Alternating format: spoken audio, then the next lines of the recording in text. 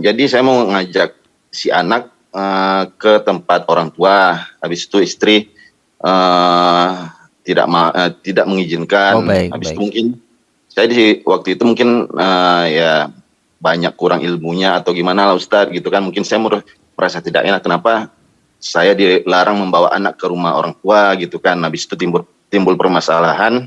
Habis itu sebenarnya saya ini kan nggak perlu minta izin kepada antum, tapi karena saya menghormati, saya minta izin membawa ini. Habis itu timbul permasalahan. Siap, Oh, siap. saya kan Baik. ayahnya ini, dan saya kan juga Baik. ayahnya gitu. Oke, baik Pak Edo, terima kasih untuk dua pertanyaannya. Ditunggu Bapak ya untuk jawabannya. Terima kasih. Silakan Ustadz. Baik, aslahakumullah. Ashanallah iyakum. Begini, Pak Edo juga untuk kita semua ya, untuk kita semua. Tentang kita dan mertua kita. Apalagi kalau posisinya dalam pertanyaan tadi, siapapun yang ini adalah masalah si menantu laki-laki dengan mertua. Gitu ya, berarti ini adalah orang tua dari istri. Ini juga subhanallah diajarkan, saya sudah pernah sampaikan ya di awal sekali. Ketika Nabi Muhammad SAW, ini ajaran dalam Islam ya. Ketika menyampaikan tentang masing-masing kita punya tanggung jawab dan akan dimintai pertanggungjawaban di hadapan Allah. Tanggung jawab itu ternyata kan dalam tema keluarga kan beda-beda ruang lingkupnya. Untuk istri, lihat kalimatnya, ini saya pernah sampaikan, bahwa istri itu wal mar'atu, dan seorang istri itu tanggung jawabnya adalah dia ra'iyatun fi baiti zaujiha. Dia adalah penggembala di rumah suaminya. Dia orang yang bertanggung jawab di rumah suaminya. Baiti zaujiha, rumah suaminya. Dari ini saja, dari kalimat ini saja sudah tergambar, karena di dalam bahasa Arab menunjukkan mana mudhof ilaih. Ya, bait zaujiha, rumah suaminya. Ya kan? Jadi rumah suami. Ini contoh buku, Pak. Ya, di buku. Buku siapa? Bukunya Budi Azhari. Begitu ya. Menunjukkan kepemilikan. Di antara maknanya adalah menunjukkan kepemilikan. Nah, artinya bahwa konsep dasarnya, kecuali ada hal yang darurat ya. Konsep dasarnya adalah bahwa sang istri itu hidup di rumah suaminya. Itu kalau konsep dijalankan, maka ada banyak permasalahan yang selesai. Coba deh Pak Edo jalankan, dan juga kita para kaum laki-laki coba dijalankan. Kecuali ada hal yang darurat. Contohnya umpamanya ini anak satu-satunya. Orang tua sudah sepuh, sudah tua. Tidak ada yang menemani umpamanya. Maka ya kita ridho di situ. Baik ya. Tapi kalau baik-baik saja, nggak ada masalah dengan keluarga mertua laki-laki ini dan segala macam, kaidah dasarnya ini akan, masya Allah, akan memudahkan. Mengapa? Karena ini bicara tentang latihan memimpin. Kan suami latihan memimpin, istri juga demikian. Tentang kebersamaan yang tidak terintervensi. Hari ini tuh gara-gara handphone, Pak. Ya kan, gara-gara handphone tuh anaknya rumahnya jauh, tetap aja diintervensi gara-gara ada handphone. Ya kan? Ya, diintervensi, telepon ini kemudian menjadi sedih lah itu istrinya atau suaminya gara-gara intervensi orang tuanya dan segala macam. Itu padahal sudah tinggal jauh. Bagaimana di setiap hari di situ? Saya jujur dengan akhlak masyarakat kita secara umum hari ini, akhlak kita. Saya jujur mengkhawatirkan terkoyaknya qawamah laki-laki kalau dia tinggal bersama mertuanya. Jujur ya. Gitu ya. Makanya gini, yuk cari solusinya yuk, cari solusinya. Kalau saya sih memilih sepanjang tidak ada darurat tadi ya, sepanjang tidak ada darurat.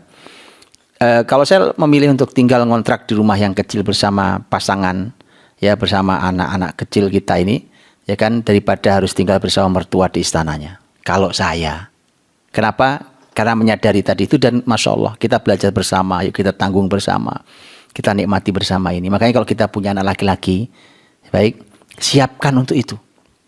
Siapkan dengan cara itu. Ya, anak laki-laki kita itu begitu dia nikah, ya, pindah kau tinggal di rumahmu sendiri. Ya, entah itu rumah ngontrak, entah itu rumah memang sudah dibangunkan oleh orang tuanya dan seterusnya. Yang penting itu kau hidup belajar mandiri, memimpin keluargamu.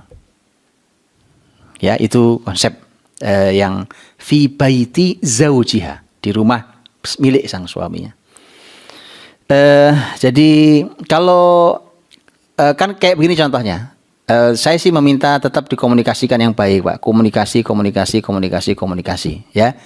Dialog, ngobrol. Dan Bapak Ibu, teman-teman, kalau ada masalah tolong menyelesaikannya tidak pakai alat komunikasi. Ya, walau video call itu tetap berbeda dengan Anda datang secara fisik langsung. Ya, kalau ada masalah apalagi genting, tolong diselesaikan langsung datang. Silaturahim. Silaturahimnya tidak menggunakan alat komunikasi walau video call. Ini saya tekankan betul. Ya, karena berbeda. Anda datang saja itu Masya Allah, secara fisik datang. Ya, maka ini membantu kita untuk berkomunikasi baik. Yuk komunikasi yang baik, komunikasi.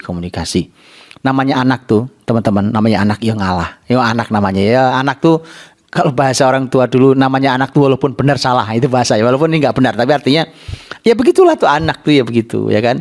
Apalagi kalau oke lah yang lebih tepat bahasa Islam, birrul walidain, ya kan? Birrul walidaini wa in zalama, ya kan? Kata Imam Bukhari dalam Al-Adabul Mufrad. Jadi bakti pada kedua orang tua walau keduanya zalim. Zalim tuh gimana ya? Zalim gitu ya. Sudah ya tetap birrul walidain. Semampu kita birrul walidain. Walau zalim tuh orang tua. Anda jangan jadi zalim sama kayak orang tua itu.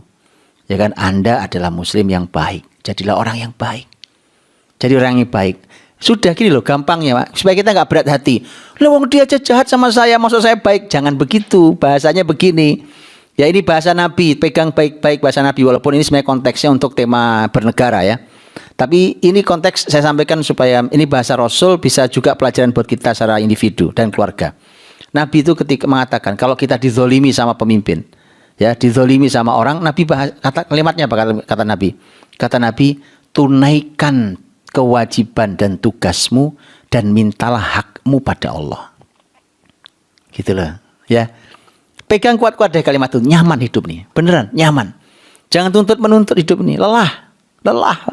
Mending dituntut dapat, ya dituntut gak dapat bertahun-tahun, habis umur kita untuk itu.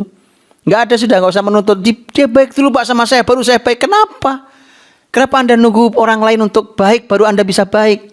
Wa kulluhum atihi yaumal qiyamati farda. Semua kita datang sendiri-sendiri menghadap Allah. Nggak rombongan kita, Pak. Setiap kita datang menghadap Allah sendiri-sendiri, diadili sendiri-sendiri. Kalau baik-baik diri saya nggak perlu orang lain untuk baik. Begitu. Ya, dan kalau sudah begitu tadi, supaya menenangkan hati, Allah membuka diri. Nabi sudah sampaikan tuh, ya. Kata Nabi, lakukan tugasmu. Tugasmu apa? Bakti. Ya, ziarah, silaturahim, memberi. Itu tugas. Lakukan dengan baik. Setelah itu, loh kok saya nggak dikasih hak saya, Pak? Sekedar senyum kayak ucapan terima kasih kayak nggak dikasih. Sudah, minta hakmu sama Allah. Nanti Allah balas dengan kebahagiaan, kemuliaan, rezeki dan segala macam. Enak ya, orang beriman itu hidupnya enak ya. Pegang kuat-kuat kalimat Nabi itu ya, walaupun ini konteksnya untuk negara sebenarnya, tapi pegang kuat-kuat kalimat Nabi. Laksanakan tugasmu sebaik-baiknya dan mintalah hakmu sama Allah. Kalau kamu dizalimi begitu konsepnya. Enak hidup ini beneran. Ya, enak hidup ini. Nyaman, hati nyaman, enggak rusuh, hati itu gelisah enggak. Nyaman. Gitu ya, Pak Edo dan juga semua kita, teman-teman semuanya. Nah, itu kemudian di pembahasan kedua juga sama loh. Pembahasannya itu memang temanya komunikasi. Tolong ngobrol komunikasi. Ini bukan masalah rebutan kekuasaan. Ini bukan pemilu, ini keluarga, ya kan? Ini keluarga nih. Keluarga itu bukan saya bapaknya, saya ibunya, ya kan? Nanti anak Anda besar dia akan teriak, "Saya anak." Ya kan? Ini bukan masalah rebutan itu. Tapi yuk kita belajar bareng-bareng. Indah banget kalau begini indah bareng.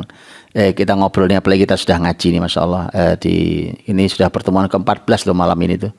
Pertemuan ke-14 buku tipis ini, ya kan saya tulis ini kan. Sentuhan parenting, dan ini buku ringan sebenarnya.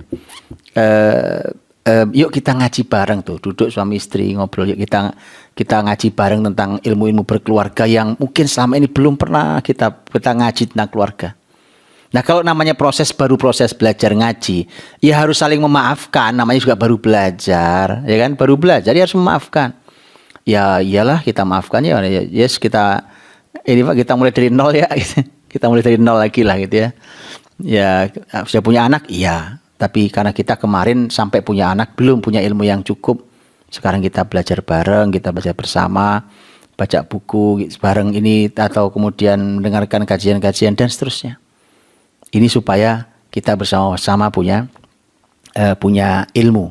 Ya dengan itu nanti bukan hanya sekedar bunyi bahwa ini saya ayahnya atau saya ibunya. Karena saya sudah sampaikan dalam hal rumah tangga babnya bukan hanya sebatas hukum. Betul ya? Saya mohon maaf nih. Saya kasih contoh ilmu fikih dalam ilmu aurat. Pembahasan aurat itu gimana sih coba? Aurat itu kan, bayangkan tuh. Aurat itu pembahasannya dibagi 3 tuh. Aurat kita di hadapan yang bukan mahram. Ya, ada batas kan? Bukan mahram, jadi orang lain, bukan mahram kita sama sekali. Aurat kita yang mana yang harus ditutupi di hadapan mahram kita.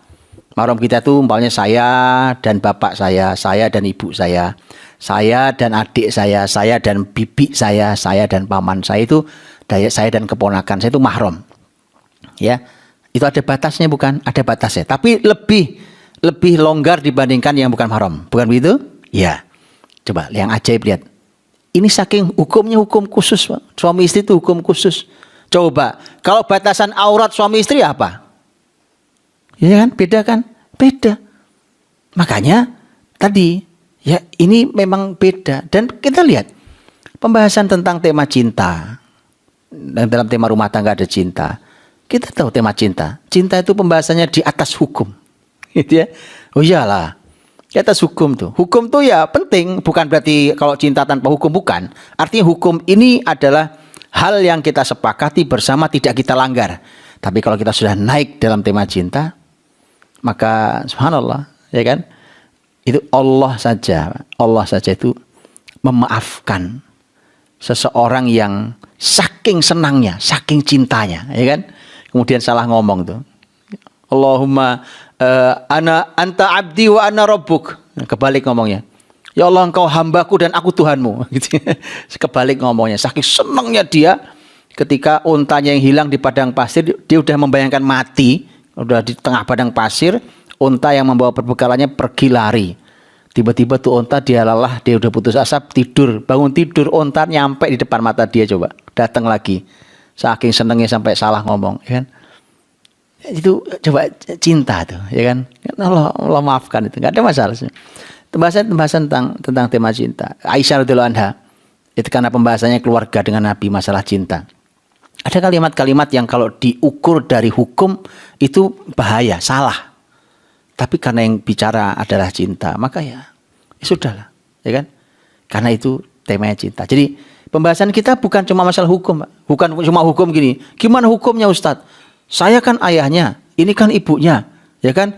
Bukankah saya nggak perlu izin? Bukankah ini? Bukan itu pembahasan. Ini pembahasan cinta.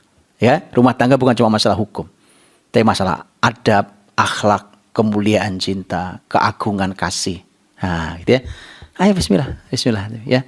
Insyaallah mudah-mudahan Allah berikan solusi kemudahan buat Pak Edo, buat kita semua yang hadir dan mendengarkan kajian ini. Wallahu a'lam bishawab.